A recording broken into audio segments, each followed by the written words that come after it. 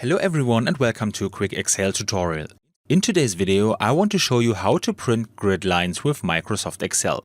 This is actually quite simple. To do this I first open Excel and as you can see I've entered some sample data. First I will show you that no grid lines are printed right now. We go to File, Print, and there are no grid lines here.